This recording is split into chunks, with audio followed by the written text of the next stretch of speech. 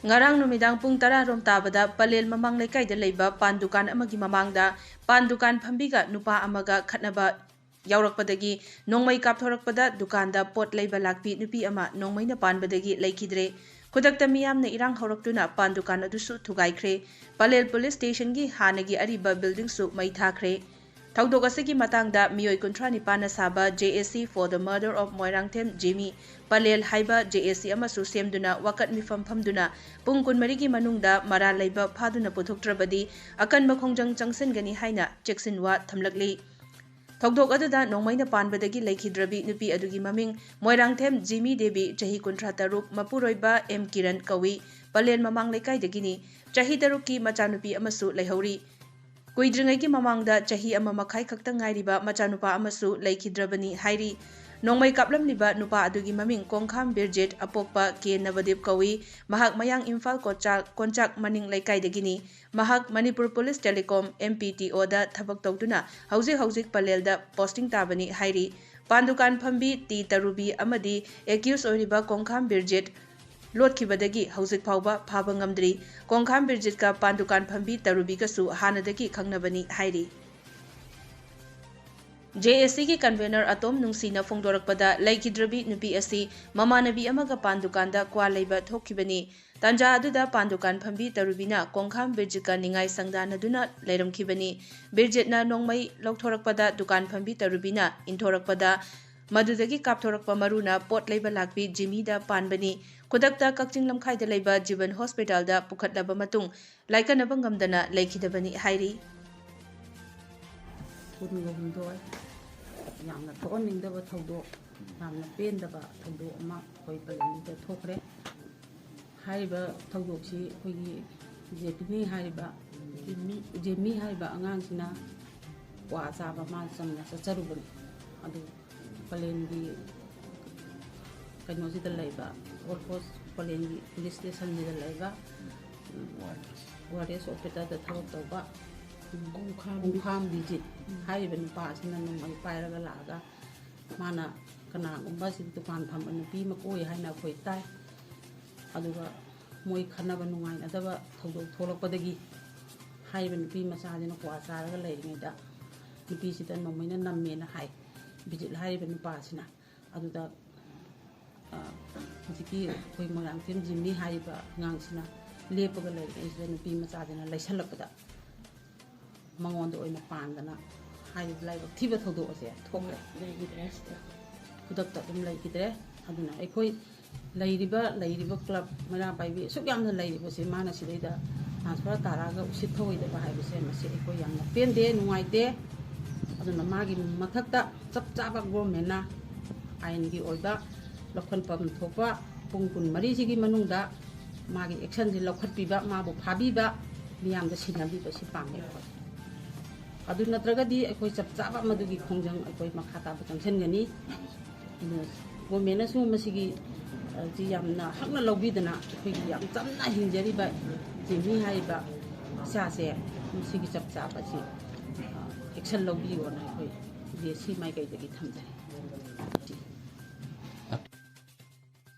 JAC ki co-convener Roman Kuman haikibada Birjitna pairakliba Nongmei adu mangonda isu tawbara natraga masagi license Nongmeira haibadu khanghalu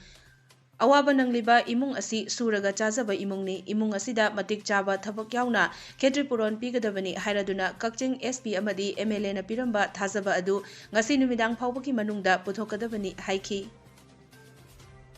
mana Nongmei pairaga laibase sarkar gi operator wireless operator oina mase thabak tawe hai attach tawrga leibne Pallelda adu masamak se Nongmei puraga numidangi pung 10 da koi gi khulakta sangi base masagi issue tawba Nongmeira natragana masana private gi lawba adugum loba Nongmeira haibase koi tokning ara gi tokning du digi sarkar gi maikhe digi achumba langla langjin se thidoktana koi miyam da khangan gadabane aduga district asigi SP amadi MLA na honorable MLA na thambiramba commitment haibadi ngasi numidang 24 hours se asigi numit asigi phawbagi manungda culprit laiba mi se puthokani haibase puthokpiro natragadi makha tarpada ekoi JAC na lokhalak thabak thorong khudimak Pallelda laiba farja miyamga punna khusam najaraga akanba ihau sangsin jagani haibase ngasi le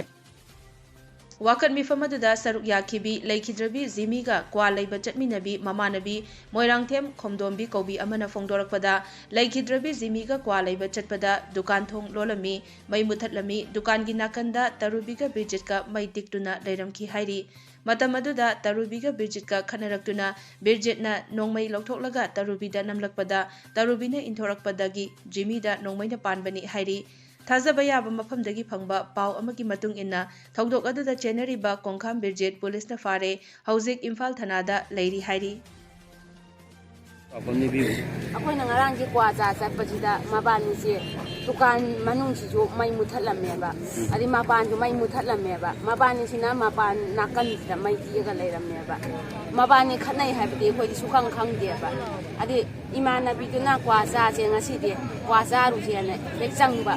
chang bu da kwa cha gen habsida e nang mai thagat ler ga tapu so na ai ni het tukan manung sida chang ne ba tukan manung chang ba ga mabani si chen chan na e ba chen chan lak pa da gi Tarubi ayo, tarubi ga mai mama ga koina banu pasi ga koina banu pasi tarubi ga koina banu pasi asi si ga chen chan lak pa si da tarubi si da hek nong mai na nam me ba nam ba si da ka khi ba do ko ju khang hau da re ba ai ju tarubi ne khan le ba wa khan da le ada tho ga ye mu kan si da re imana bi do tar ga lai ram le ba ada ai na koi lau lau ba da gi ai gi nau no pi che hau ji ke tarubi palian mamang la kai da lai ba tarubi ai banu pi che ke dukan ji da ma ke aron ba lambi lai ja aron ba ma ke koina ja ba lai ja ba do mau ne ai che aron ba lambi lai ja ba do nupa ji ga mabani ningai chang da na ga lai ram ba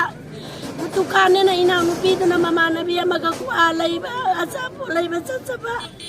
ado na mabani ni ngai chang da anaram ba de nupa ji na Nongmei na nupi ji da mura pa de ge mana ina nupi ji da mana nupi ji da ka ke da pa de ge ina nupi ji da pan ba ne ba Nongmei nya po Leiba chang ja ba ne ba ina nupi ji mo ya to mai na kan ni ngai chang da na khang ja ta ba ne na ina nupi ji na po Leiba chang ga ji da ina nu piji magi tu ka tarubi hari chi ki tu kar mamang kita ina nu piji na lep pu lai ba chang ya ba chi ta mai mana ka chin chi lai pa de ki nu pa tu na inu mai tu na ka pu de ina nu pi ta pan ma ne nu pi tu ya tu ma ra ga ta pu yo marai ba ya pi je ba ne ai ki ta nu pi do awa ba de bai shi ro ko je ba ne Bibio,